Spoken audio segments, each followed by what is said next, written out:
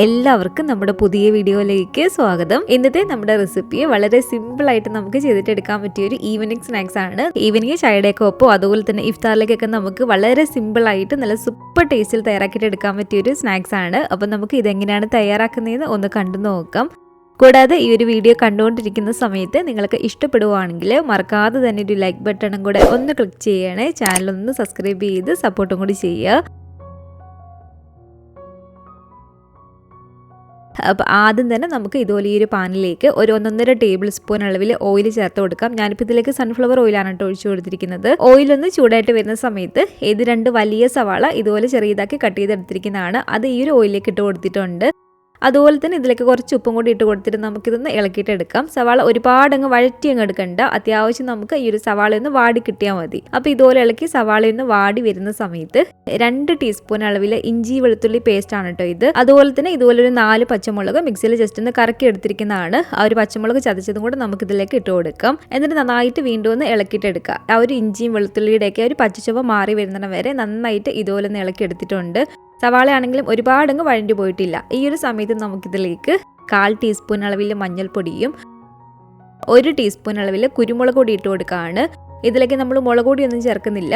അപ്പോൾ നിങ്ങൾക്ക് ഇതിലേക്ക് മുളക് പൊടി ചേർക്കണമെന്നുണ്ടെങ്കിൽ കുരുമുളക് പൊടിയുടെ അളവ് നമ്മൾ കുറച്ചിട്ട് എടുത്താൽ മതി. പിന്നെ വേണ്ടത് 1 ടീസ്പൂൺ അളവിൽ ഗരം മസാലയാണ്. 1/4 ടീസ്പൂൺ അളവിൽ പെരിഞ്ചീരകത്തിൻ്റെ പൊടിയും കൂടി ചേർത്ത് കൊടുത്തിട്ട് നന്നായിട്ട് ഇത് നമുക്കൊന്ന് ഇളക്കിയിട്ടെടുക്കാം. നല്ല പോലെ തന്നെ ഇളക്കി ആ ഒരു പൊടികളുടെ പച്ചച്ചുവയൊന്ന് മാറി വരുന്ന സമയത്ത് ഇനി ഇതിലേക്ക് നമുക്ക് വേണ്ടത് ഇതൊരു 350 ഗ്രാം അളവിൽ എല്ലില്ലാത്ത ചിക്കന് നന്നായിട്ട് ഞാനൊന്ന് വേവിച്ചെടുത്തിരിക്കുന്നതാണ് കേട്ടോ. എല്ലോട് കൂടിയിട്ടുള്ള ചിക്കൻ എടുത്തിട്ട് നമ്മളൊരു എല്ല് കളഞ്ഞിട്ട് എടുത്താലും മതി. കുറച്ച് കുരുമുളക് പൊടിയും ആവശ്യത്തിന് ഉപ്പും മഞ്ഞൾപ്പൊടിയും ചേർത്ത് നന്നായിട്ട് വേവിച്ചെടുത്തിരിക്കുന്ന ചിക്കനാണ്. ഈ ഒരു ചിക്കനെ നമുക്ക് കൈ കൊണ്ട് തന്നെ ചെറിയതാക്കി പിച്ചി ഇട്ട് കൊടുക്കുക. അല്ലെങ്കിൽ മിക്സിയുടെ ചെറിയ ജാറിലേക്ക് ഇട്ട് കൊടുത്തിട്ട് ജസ്റ്റ് ഒന്ന് കറക്കി എടുത്താലും മതി. ഒരുപാട് അരഞ്ഞു പോവരുത്. ചെറിയതായിട്ടൊന്ന് പൊടിഞ്ഞ് കിട്ടുന്ന രീതിയിൽ ജസ്റ്റ് നമ്മളൊന്ന് കറക്കി എടുത്താൽ മാത്രം മതി ഇതുപോലെ. അപ്പോൾ ഒരു ചിക്കൻ ചെറിയതായിട്ട് പൊടിച്ചതും കൂടി നമുക്ക് ഇതിലേക്ക് ഇട്ട് കൊടുക്കാം. എന്നിട്ട് നന്നായിട്ട് വീണ്ടും ഇതൊന്ന് ഇളക്കിയിട്ടെടുക്കുക. ഇനി ഇതിലേക്ക് ഒരു 2 ടേബിൾ സ്പൂൺ അളവിൽ അത്യാവശ്യം കുറച്ച് ഏറെ തന്നെ മല്ലിയില ഇട്ട് കൊടുക്കുകയാണ് കേട്ടോ. മല്ലിയിലയും കൂടി ഇട്ട് കൊടുത്തിട്ട് നന്നായിട്ട് ഇതൊന്ന് ഇളക്കിയിട്ടെടുക്കുക. ചിക്കനും കൂടി ചേർത്തിട്ട് ഒരു മീഡിയം ടു ഹൈ ഫ്ലെയിമിലിട്ട് ഒരു 3-4 മിനിറ്റോളം നമ്മളൊന്ന് ഇളക്കി കൊടുക്കണം.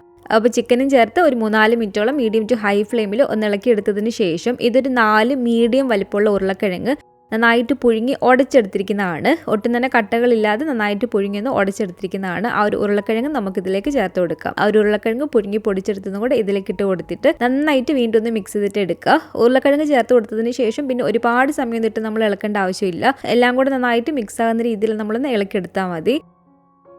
ഈ ഒരു സമയത്ത് ഇതിൻ്റെ ഉപ്പും എരിവും ഒക്കെ നോക്കുക. ഇതിലേക്ക് കുറച്ചൊരു എരിവിൻ്റെ കുറവുള്ളതുകൊണ്ട് വീണ്ടും ഒരു 1/4 ടീസ്പൂണും കൂടെ ഞാൻ കുരുമുളക് പൊടി ഇട്ട് കൊടുക്കുന്നുണ്ട്. നിങ്ങൾക്ക് എത്രത്തോളം എരിവ് വേണോ അതിനനുസരിച്ച് കുരുമുളക് പൊടി ചേർത്ത് കൊടുക്കാം. അതുപോലെ തന്നെ ഉപ്പ് നോക്കിയിട്ട് ആവശ്യത്തിനുള്ള ഉപ്പും കൂടി ഇട്ട് കൊടുക്കാം. എന്നിട്ട് നന്നായിട്ട് ഇതുപോലെ ഒന്ന് ഇളക്കി എടുത്തിട്ടുണ്ട്. അപ്പം ഇതിവിടെ റെഡി ആയിട്ടുണ്ട്. ഇനി നമ്മൾ മറ്റൊരു പാത്രത്തിലേക്ക് മാറ്റി കൊടുക്കണം. മറ്റൊരു പാത്രത്തിലേക്ക് മാറ്റിയിട്ട് നമ്മൾ അടച്ചു വെച്ച് കൊടുക്കാൻ പാടില്ല. കാരണം നമ്മളിത് ചൂടോട് കൂടിയിട്ട് അടച്ചു വെച്ച് കൊടുക്കുമ്പോഴത്തേക്കും ആ ഒരു ആവി കയറിയിട്ട് ഈ ഒരു മസാല വീണ്ടും ലൂസായി പോകാൻ ചാൻസ് ഉണ്ട്. അപ്പോൾ തുറന്ന് തന്നെ വെച്ച് കൊടുത്ത് അതിൻ്റെ ഒരു ചൂട് കളഞ്ഞിട്ടെടുക്കുക. ഇനി നമുക്കിതിലേക്ക് വേണ്ടത് ഇതുപോലെ ചീസാണ്. ഞാനിപ്പോൾ ഇവിടെ ഈ ഒരു സ്ലൈസ്ഡ് ചീസാണ് എടുത്തിരിക്കുന്നത്. ഇതിന് പകരം നിങ്ങൾക്ക് മൊസറല്ല ചീസോ അല്ലെങ്കിൽ ക്യൂബായിട്ടുള്ള ചീസോ ഏത് വേണമെങ്കിലും എടുക്കാമെന്നാണ് കേട്ടോ. ഈ ഒരു ചീസ് ഇതുപോലെ മുഴുവനായിട്ട് വെച്ച് കൊടുക്കുകയല്ല, ഇതുപോലെ എടുത്തിട്ട് കട്ട് ചെയ്തിട്ടാണ് വെച്ച് കൊടുക്കുന്നത്. അപ്പോൾ ഇത് കണ്ടില്ല, ഇതിൻ്റെ ഒരു ചൂടൊക്കെ നന്നായി പോയിട്ടുണ്ട്. എന്തെങ്കിലും കട്ടകളൊക്കെ ഉണ്ടെങ്കിൽ കൈവച്ചിട്ട് നന്നായിട്ടൊന്ന് ഉടച്ചിട്ടെടുക്കുക. ചൂട് നന്നായി ആറി കട്ടകളൊക്കെ ഉണ്ടെങ്കിൽ ജസ്റ്റ് കൈ കൊണ്ടൊന്ന് ഉടച്ചെടുത്തതിന് ശേഷം ഇതിൽ നിന്ന് ഒരു കൈപ്പിടി ഇതുപോലെ മസാല എടുത്തിട്ട് കൈ കൊണ്ട് നന്നായിട്ട് നമുക്കൊന്ന് ഉരുട്ടിയിട്ടെടുക്കാം. ഇതിപ്പോൾ കണ്ടില്ല, എനിക്കിപ്പോൾ ഇവിടെ കറക്റ്റ് ഇത് നന്നായിട്ട് ഉരുട്ടിയെടുക്കാൻ പറ്റുന്നുണ്ട്. ഇതുപോലെ ഉരുട്ടിയെടുക്കാൻ പറ്റുന്നില്ലെങ്കിൽ ഈ ഒരു മസാല കുറച്ച് ലൂസായി പോയിട്ടുണ്ടെങ്കിൽ ഇതിലേക്ക് നമ്മൾ കുറച്ച് ബ്രെഡ് ക്രംസ് ഇട്ട് കൊടുത്ത് ആ ഒരു മസാല ഒന്ന് ടൈറ്റ് ആക്കി എടുത്താൽ മതി. നമ്മളൊരു ഉരുളക്കിഴങ്ങ് കറക്റ്റ് അളവിലാണ് ചേർത്ത് കൊടുക്കുന്നതെങ്കിൽ ഇതുപോലെ നല്ല കറക്റ്റ് ആയിട്ടുള്ള ഒരു മസാല നമുക്ക് റെഡിയാക്കി എടുക്കാൻ പറ്റും. അഥവാ ലൂസായി പോയിട്ടുണ്ടെങ്കിൽ മാത്രം ഒരു ബ്രെഡ് പൊടിച്ചിട്ട് ഇതിലേക്ക് ഇട്ട് കൊടുക്കുക. ബ്രെഡ് ക്രംസ് ഉണ്ടെങ്കിൽ കുറച്ച് ചേർത്ത് കൊടുത്തിട്ട് ഒന്ന് ടൈറ്റ് ആക്കി എടുത്താൽ മാത്രം മതി.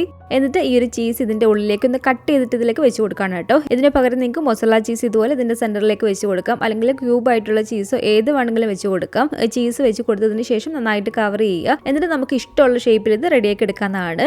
ഞാനിപ്പോൾ ഇത് കണ്ടില്ലേ, ഈ ഒരു ഷേപ്പിലാണ് കേട്ടോ ഇത് റെഡിയാക്കിയിട്ട് എടുക്കുന്നത്. അപ്പോൾ ഇത് കണ്ടില്ലേ, ഈ ഒരു സെയിം രീതിയിൽ നമുക്കിത് എല്ലാം തന്നെ ഒന്ന് റെഡിയാക്കിയിട്ട് എടുക്കാം. ഇങ്ങനെ എല്ലാം തന്നെ ഈ ഒരു മസാലയുടെ ഉള്ളിൽ ഒരു ചീസ് വെച്ച് കൊടുത്തിട്ട് ഈ ഒരു ഷേപ്പിൽ ഞാനൊന്ന് റെഡിയാക്കി എടുത്തിട്ടുണ്ട്. ഇനി നമുക്കിതിലേക്ക് വേണ്ടത് ഒരു 4-5 ടേബിൾ സ്പൂൺ അളവിൽ ഇതുപോലെ കോൺഫ്ലോർ ആണ് കേട്ടോ.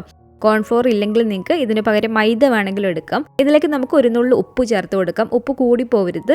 എന്നിട്ട് നന്നായിട്ടൊന്ന് മിക്സ് ചെയ്തിട്ട് എടുക്കുക. എന്നിട്ട് ഇത് ഓരോന്നും എടുത്തിട്ട് ആദ്യം ഈ ഒരു കോൺഫ്ലോറിന്റെ ഈ ഒരു മിക്സിലേക്ക് ഇട്ട് കൊടുത്തിട്ട് അതിന്റെ എല്ലാ ഭാഗത്തും ആ ഒരു കോൺഫ്ലോർ ആകുന്ന രീതിയിൽ നമ്മളൊന്ന് ആക്കി കൊടുക്കുക. ഒരുപാട് ആ ഒരു കോൺഫ്ലോർ ഇതിൽ ആകരുത് കേട്ടോ. ഇതുപോലെ തന്നെ നമ്മൾ അതിലേക്ക് ഇട്ട് കൊടുത്തിട്ട് കൈ കൊണ്ട് തന്നെ ഇതുപോലെ കോൺഫ്ലോർ ഒന്ന് ആക്കി കൊടുത്താൽ മതി അതിന്റെ എല്ലാ ഭാഗത്തും. നമ്മളിത് എണ്ണയിലേക്ക് ഇട്ട് കൊടുക്കുന്ന സമയത്ത് ആ ഒരു കോട്ടിങ് ഒട്ടും തന്നെ എണ്ണയിലേക്ക് പോവാതെ കറക്റ്റായിട്ട് അതിൽ തന്നെ ഇരിക്കാൻ വേണ്ടിയിട്ടാണ് നമ്മൾ ഇതുപോലെ കുറച്ച് കോൺഫ്ലോർ അതിൻ്റെ മുകളിൽ ആക്കി കൊടുക്കുന്നത്. അപ്പോൾ എല്ലാത്തിൻ്റെ മുകളിലും ഇതുപോലെ നമുക്ക് കോൺഫ്ലോർ ഒന്ന് ആക്കി കൊടുക്കാം. ഇനി ഈ ഒരു മിക്സിയുടെ ജാറിലേക്ക് ഒരു 3 ചെറിയ കോഴിമുട്ട ഞാനൊന്ന് പൊട്ടിച്ചൂട്ടി കൊടുത്തിട്ടുണ്ട്. വലിയ കോഴിമുട്ടയാണെങ്കിൽ 2 എണ്ണം മാത്രം എടുത്താൽ മതി. ഇതിലേക്ക് നമുക്ക് 1 ടേബിൾ സ്പൂൺ അളവിൽ കോൺഫ്ലോർ ഇട്ട് കൊടുക്കാം. അതുപോലെ തന്നെ ഒരു 1/2 ടീസ്പൂൺ അളവിൽ കുരുമുളക് പൊടിയും പിന്നെ വേണ്ടത് കുറച്ച് ഉപ്പാണ്. 1/4 ടീസ്പൂൺ അളവിൽ ഗരം മസാലയും ചേർത്ത് കൊടുത്തിട്ട് ജസ്റ്റ് ഒന്ന് മിക്സിയിൽ കറക്കിയെടുത്താൽ മാത്രം മതി. ഒരുപാട് സമയത്ത് നമ്മളിത് അടിച്ചിട്ടെടുക്കരുത്. കാരണം ഒരു മുട്ടയുടെ ഒരു മിക്സ് ഒരുപാട് ലൂസായി പോകും. എന്നിട്ട് നമുക്ക് ഈ ഒരു പാത്രത്തിലേക്ക് ഒഴിച്ചു കൊടുക്കാം. ഇതിലേക്ക് ഒരു 2 ടീസ്പൂൺ അളവിൽ ചില്ലി ഫ്ലേക്സ് വറ്റൽമുളക് ചെറുതായിട്ട് പൊടിച്ചത് ഇതിലേക്ക് ചേർത്ത് കൊടുത്തിട്ടുണ്ട്.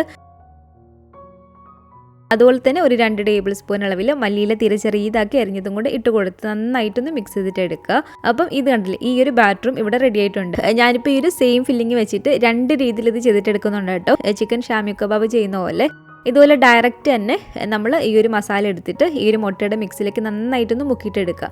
എന്നിട്ട് നല്ല ചൂടായിട്ട് കിടക്കുന്ന എണ്ണ ആയിരിക്കണം കേട്ടോ. എണ്ണയ്ക്ക് ചൂട് കുറവാകരുത്. നല്ല ചൂടായിട്ട് കിടക്കുന്ന എണ്ണയിലേക്ക് ഈ ഒരു മുട്ടയുടെ മിക്സിൽ നന്നായിട്ട് മുക്കിയതിന് ശേഷം ഇതിലേക്ക് നമുക്ക് ഇട്ട് കൊടുക്കാം. എന്നിട്ടൊരു മീഡിയം ഫ്ലെയിമിൽ വെച്ച് കൊടുത്തിട്ട് നന്നായിട്ട് ഇതൊന്ന് ഫ്രൈ ചെയ്തിട്ട് എടുക്കുക. ഈ ഒരു രീതിയിൽ നമുക്കിത് ഫ്രൈ ചെയ്തിട്ട് എടുക്കാവുന്നതാണ്. 2 സൈഡ് നന്നായിട്ടൊന്ന് മുരിഞ്ഞു വരണം. ഉള്ളിലെ ഒരു മസാലകളൊക്കെ നന്നായിട്ട് വെന്തതാണ്. പുറമേയുള്ള ഒരു കോട്ടിങ് നന്നായിട്ട് നമുക്കൊന്ന് മുരിഞ്ഞു വന്നാൽ മാത്രം മതി. അപ്പോൾ ഇത് കണ്ടില്ലേ, ഇതിവിടെ നന്നായിട്ട് ഫ്രൈ ആയി വന്നിട്ടുണ്ട്. നമ്മൾ ഉണ്ടാക്കിയെടുത്തിരിക്കുന്ന ഒരു സ്നാക്സിൻ്റെ പകുതിയോളം ഞാനിപ്പോൾ ഈ ഒരു ചിക്കൻ ഷാമി കബാബ് ഒക്കെ ചെയ്യുന്ന ആ ഒരു സെയിം രീതിയിലാണ് കേട്ടോ ഇതുപോലെ ഫ്രൈ ചെയ്തിട്ട് എടുക്കുന്നത്. ബാക്കി പകുതി നമുക്ക് ആ ഒരു ബ്രെഡ് ക്രംസ് വെച്ചിട്ടും ഒന്ന് ഫ്രൈ ചെയ്തിട്ട് എടുക്കാം. നമ്മൾ സാധാരണ ചിക്കൻ കട്ട്ലറ്റ് ചെയ്യുന്ന ഒരു രീതിയിൽ തന്നെ. അതിന് ആദ്യം ഇതുപോലെ മുട്ടയുടെ ഈ ഒരു മിക്സിൽ നന്നായിട്ട് മുക്കിയിട്ട് എടുക്കുക. എന്നിട്ട് ഈ ഒരു ബ്രെഡ് ക്രംസിലേക്ക് ഇട്ട് കൊടുത്തിട്ട് നന്നായിട്ട് നമുക്ക് ഇതുപോലെ ഒന്ന് കോട്ട് ചെയ്തിട്ട് എടുക്കാം. എന്നിട്ട് ചൂടായിട്ട് കിടക്കുന്ന ഈ ഒരു എണ്ണയിലേക്ക് ഇട്ട് കൊടുത്ത് നമുക്ക് ഫ്രൈ ചെയ്തിട്ട് എടുക്കാവുന്നതാണ്. ഇങ്ങനെ ചെയ്യുമ്പോൾ നമുക്ക് പുറമെ കുറച്ചും കൂടി നല്ല ക്രിസ്പി ആയിരിക്കും. മറ്റൊരു രീതിയിൽ ചെയ്യുമ്പോൾ കുറച്ചും കൂടി സോഫ്റ്റ് ആയിരിക്കും കേട്ടോ ഒരു പുറമെയുള്ള ഒരു കോട്ടിങ്. പക്ഷേ നല്ല ടേസ്റ്റാണ് ആ ഒരു രീതിയിൽ ചെയ്താലും നമുക്ക് കഴിക്കാൻ വേണ്ടിയിട്ട്. നമ്മൾ ബ്രെഡ് ക്രംസ് വെച്ച് ചെയ്യുന്നതിനെക്കാട്ടിലും ആ ഒരു പുറമെ കുറച്ചും കൂടി സോഫ്റ്റ് ആയിരിക്കും. അപ്പോൾ നിങ്ങൾക്ക് ഏത് രീതിയിലാണ് ഇത് കഴിക്കാൻ ഇഷ്ടം ആ ഒരു രീതിയിൽ ചെയ്തിട്ടെടുക്കുക. അപ്പോൾ വളരെ സിമ്പിളായിട്ട് നമുക്ക് ചെയ്തിട്ടെടുക്കാൻ പറ്റിയ ഒരു സ്നാക്സിൻ്റെ റെസിപ്പിയാണ്. ഇഫ്താറിലേക്കൊക്കെ ആണെങ്കിലും ഒരുപാട് സമയമൊന്നും ആകാതെ വളരെ സിമ്പിളായിട്ടും നല്ല ടേസ്റ്റി ആയിട്ട് നമുക്ക് ഇതുപോലെ ചെയ്തിട്ടെടുക്കാൻ പറ്റും. അപ്പോൾ ഇന്നത്തെ നമ്മുടെ നല്ല സൂപ്പർ ടേസ്റ്റി ആയിട്ടുള്ള ഒരു ചീസ് ചിക്കൻ കട്ട്ലറ്റിൻ്റെ റെസിപ്പി നിങ്ങൾക്ക് ഇഷ്ടപ്പെട്ടെങ്കിൽ തീർച്ചയായിട്ടും ഒന്ന് ട്രൈ ചെയ്ത് നോക്കുക കേട്ടോ. ഉണ്ടാക്കി നോക്കുകയാണെങ്കിൽ നിങ്ങളുടെ അഭിപ്രായങ്ങളൊക്കെ മറക്കാതെ തന്നെ നമ്മുടെ കമൻറ്റ് ബോക്സിൽ ഒന്ന് വന്നറിയിക്കുക. അതുപോലെ തന്നെ ഈ ഒരു വീഡിയോ ഇഷ്ടപ്പെട്ടെങ്കിൽ മറക്കാതെ തന്നെ ഒരു ലൈക്ക് ബട്ടണും കൂടെ ഒന്ന് ക്ലിക്ക് ചെയ്യണേ. നിങ്ങളുടെ ഫാമിലിയും ഫ്രണ്ട്സും ഒക്കെ ആയിട്ട് നമ്മുടെ ഈ ഒരു വീഡിയോ ഒന്ന് ഷെയർ ചെയ്ത് കൊടുക്കുക. പുതിയതായിട്ട് ഈ ഒരു ചാനൽ ആരെങ്കിലും കാണുന്നുണ്ടെങ്കിലും ഇതുവരെയായിട്ടും ഈ ഒരു ചാനൽ സബ്സ്ക്രൈബ് ചെയ്തിട്ടില്ലെങ്കിലും താഴെ കാണുന്ന ആ ഒരു റെഡ് സബ്സ്ക്രൈബ് ബട്ടണും കൂടി ഒന്ന് പ്രസ് ചെയ്ത് സപ്പോർട്ട് ചെയ്യണേ. കൂട്ടത്തിലെ കാണുന്ന ബെല്ലൈക്കണും കൂടെ ഒന്ന് ക്ലിക്ക് ചെയ്ത് അതിൽ ഓൾ എന്നൊരു ഓപ്ഷൻ തന്നെ കൊടുക്കുകയാണെങ്കിൽ ഞാൻ പുതിയ റെസിപ്പികളൊക്കെ ഇടുന്ന സമയത്ത് നിങ്ങൾക്ക് അതിന്റെ നോട്ടിഫിക്കേഷൻ കിട്ടുന്നതായിരിക്കും. ഇൻഷാ അല്ലാഹ് വീണ്ടും നമുക്കിതുപോലെ നല്ലൊരു റെസിപ്പി ആയിട്ട് കാണാം.